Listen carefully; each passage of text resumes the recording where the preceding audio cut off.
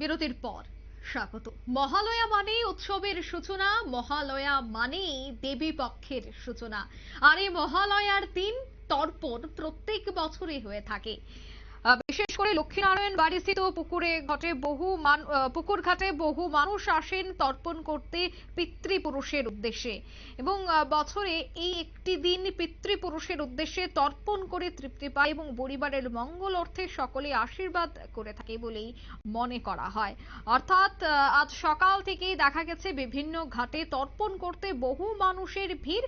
আকাশে বাতাসে যখন আগমনের সুর, তখন বাঙালিরা মেতে উঠেছে দুর্গা উৎসবে।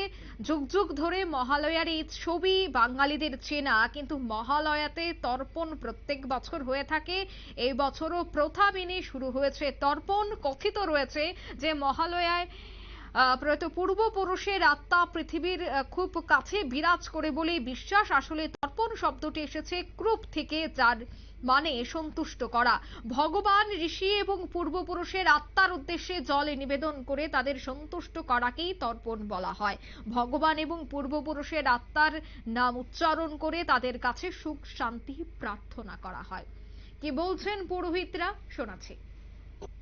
আজকে যে মহালয়া তর্পণটা হচ্ছে, সেটার বিশেষত্ব হলো মহালয়ার সময় পিতৃপক্ষ বা পিতৃগণ মর্তলোকে নেমে আসেন এবং সেই দিনে তারা জলের প্রত্যাশা করেন।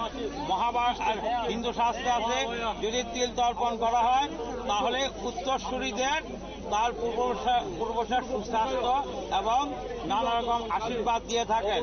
আর পৌরাণিক কাহিনী অনুসারে ভরদ্বাজ মুনি তর্পণ করাতে তার পিতা এবং সৎপিতা দুজনে উদ্ধার হয়েছিল। রামচন্দ্রের যখন তর্পণ করেছিলেন, দশরথ তখন মুক্তি পেয়েছিল। এরকম অসংখ্য কাহিনী আছে। এই কাহিনীকে কেন্দ্র করে প্রত্যেক বছর মহালয়া অমাবস্যা দিন এই তর্পণ করা হয়। আমি মলয় পণ্ডিত। আপনারা শুনলেন পুরোহিতের বক্তব্য। মহালয়া আর তর্পণের সঙ্গে জড়িত রয়েছে নানা কাহিনী, সেই কথাই তিনি তুলে ধরলেন। অর্থাৎ আজ সকাল থেকে লক্ষ্মীনারায়ণ বাড়ি সহ বিভিন্ন পুকুরের ঘাটে তর্পণ করার জন্য প্রচুর মানুষের ভিড় পরিলক্ষিত হয়েছে। নিয়ে নিচ্ছে ছোট্ট একটি বিজ্ঞাপন বিরতি, সঙ্গে থাকুন।